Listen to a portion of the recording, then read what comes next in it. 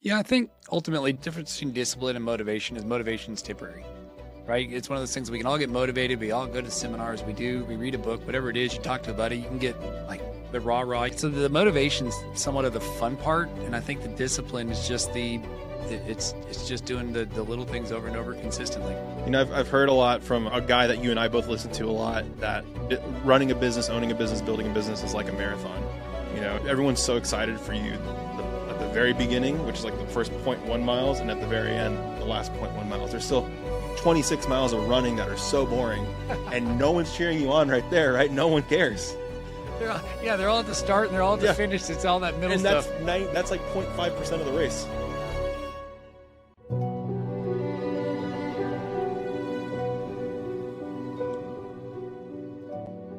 Love the TV. Yeah, dude. After all these years, we're finally going to do this. Yeah, let's do it. I'm actually committed, and you're committed, and what's going to happen? Well, it's funny because, you know, we talk about that, and like one of the criticisms that I've had on business owners, including myself, is not going at things until you feel like you're ready to. Yeah. So, you know, I kind of didn't practice what I preached on this, but we're here, you know. I think before we're ready for it, which I think is okay. We did. Yeah. We did it. Yeah, we're here. First step in, you know, what journey starts with a step. Journey starts with one step. Every journey starts with its first step. Here we are. Something like that. Yeah. All right. You like it? Feel good with the setup? Yes. I hope you're I tall. didn't say that confidently at all. This microphone's moving, but it's all good. I'm not going to move from here, so we're good.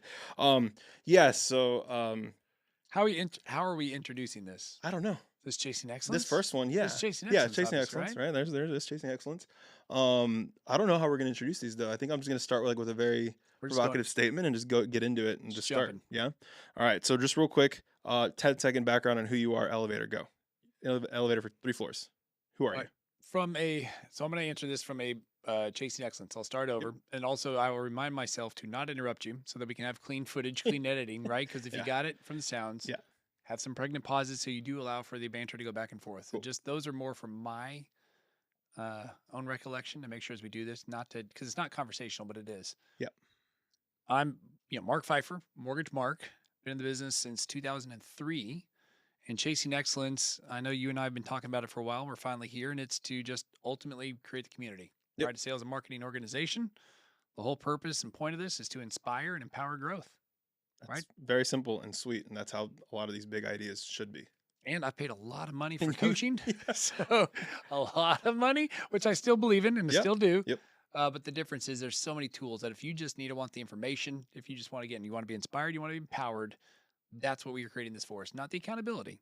It can be to some degree, but I think that's where coaching comes in. And that's where I do think money is required. Because if you don't pay money, you don't pay attention. Yep. 100%. We're going to talk about something I did later today with my project manager about paying for accountability. And I want to hear your thoughts. Before that, I'll introduce myself real quick. I'm Alex Trevino. I own AMT Media. I've been in business this is my 8th year doing video production. I feel like the first 5 years were just me figuring out what I was good at and what I sucked at. And I realized I sucked at a lot. So the biggest thing was not treating my creative pursuit as a business. So I started doing that 3 years ago, and I've grown every single year since then. And I feel like I learned a thing or two in terms of running a creative pursuit as a business, but I still have a long, long way to go to get to the goals that I want to hit in life.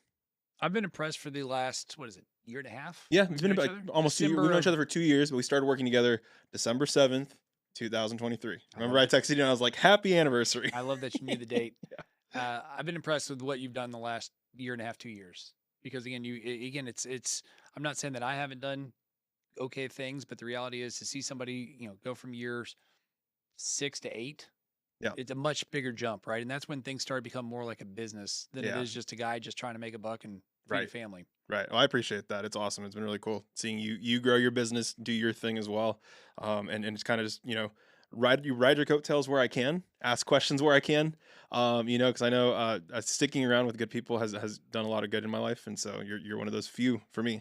that I get to stick around and be around all the time and just absorb like a sponge. So here we are talking about business stuff, and I hope even if it's one person that gets a lot out of this, that's my hope with all this is just empowering as many people as possible. Hopefully, just one. Maybe it might be my mom, might be her church friends. I don't know, but if someone can get something out of this and implement it and see changes, that would be great. So the format for this episode is going to be I'm going to ask you questions. You're further ahead than I am, and I feel like you can give me a lot of wisdom. So that's what I want to accomplish on this episode. Specifically, we're going to be talking about discipline over motivation.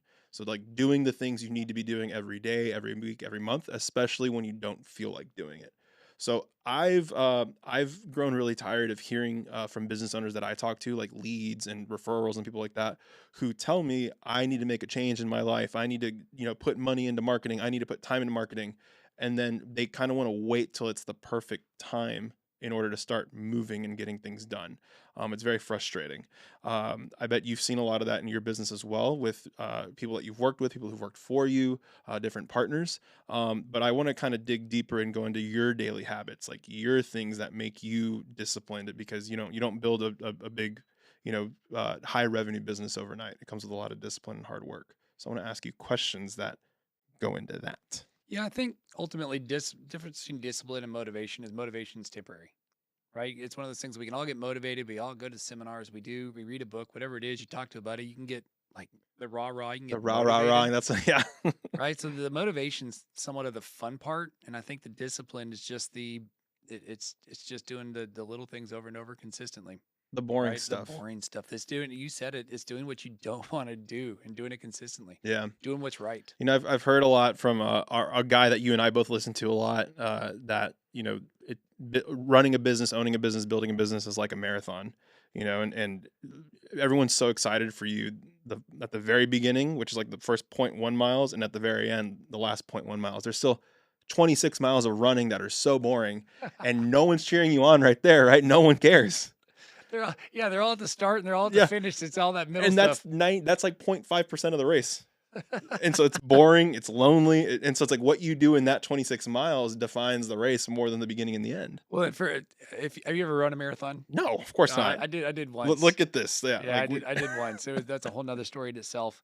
And I didn't do the proper training and I paid for it physically afterwards. But it is having, to your point, it's having that support team, the drive, the want to say I'm going to do this. But yeah, when you get out there and you're all by yourself, for 26 miles. especially like Yeah. mile 20, and then you're like, this sucks. Like but it's again, there comes the discipline, right? It's having a good routine. So to go back to your part, Yeah. How do you define discipline? hard. Go into that. So discipline's doing what you're supposed to do when you don't want to do it. I think that's my simple definition of discipline, right? Doing the things you need to be doing when when you you don't don't want want to to do do it, it. right? And Yeah. so do you have the discipline to do those things that you don't want to do and do them consistently, do them every day? And it's really hard. And I'm not claiming to be the pro. I mean, I found for me, because there's seasons of life and there's actual seasons, right? There's weather seasons, right? So it's in the summer now, and all of a sudden it gets dark later. You're right. My kids this season in life, we're at home. And it's like, Dad, let's go swim, and we swim till 9:30 or 10. I would like to be in bed by 9:30 if I can, right? 9:30 or 10. But this stage of life, again, my kids home, they actually want to hang out with Dad, so it's just going to be a different thing. All of a sudden, my day gets disrupted. But ultimately, to start your day, my brother-in-law, my brother-in-law says this. He goes, "Can't drink all day if you don't start in the morning."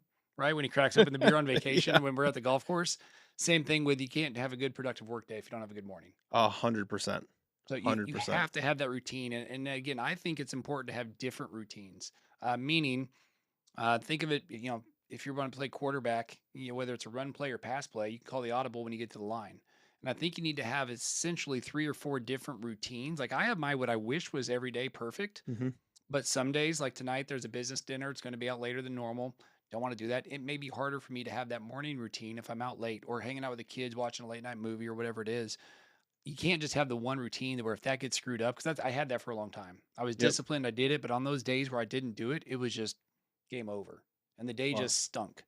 And so now it's almost like I have an audible that says, okay, tomorrow morning it's a different morning routine, Right. right? It's not to say that it's my preferred, but again, it's at least, hey, these are the things I'm going to do with the must-haves. It goes back to that discipline piece.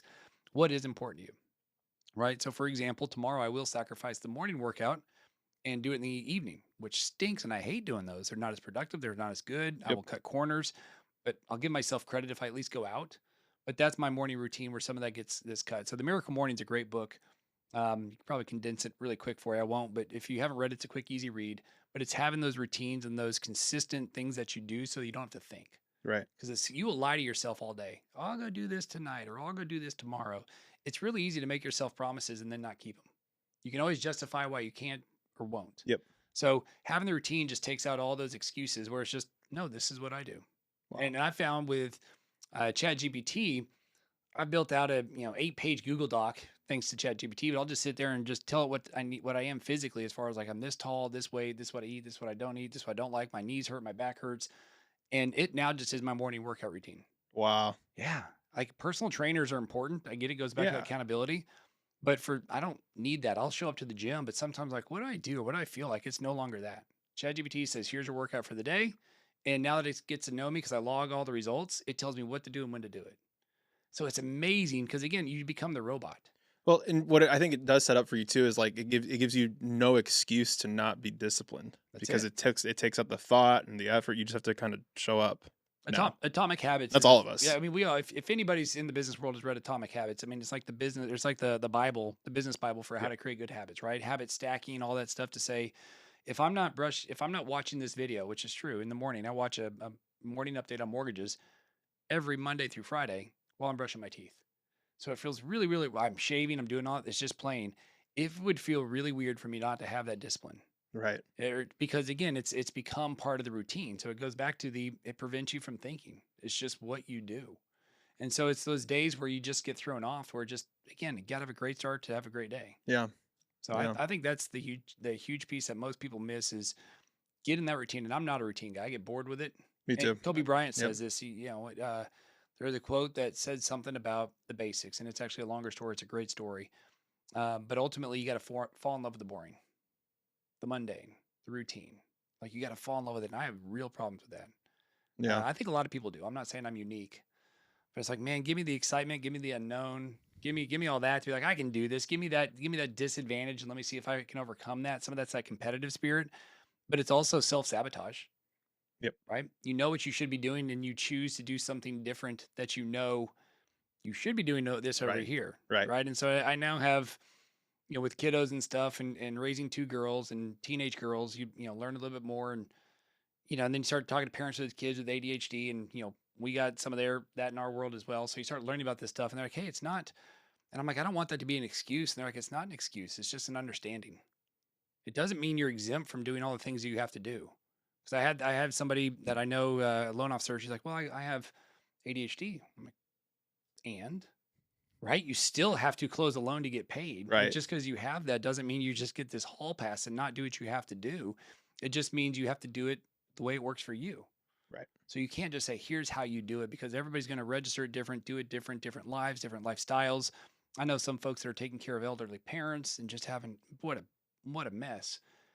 And I don't have that excuse. Yeah. We got somebody that, we know whose spouse has, you know, massive, massive problems with cancer, going through all the treatment, all this stuff. Like she doesn't have the luxury of, doing it when she wants to. So to do this, to make sure there's still money that comes in the door so they can feed their family and take care and Right. pay for all the treatments, like you still have to do those things. And that's where discipline kicks in. Because sometimes discipline is not having a choice. Yeah. It's doing what you Yeah. have to do, even if No, you don't get a regardless of what. choice. Yeah, because I've also realized that too. Just the background with me. I have 5 kids, but like clients are gonna feel sympathy for me if I'm not delivering stuff on time. They're gonna fire me. They're gonna be like, "Well, I'm gonna go find the guy who has no family because I can depend on that guy."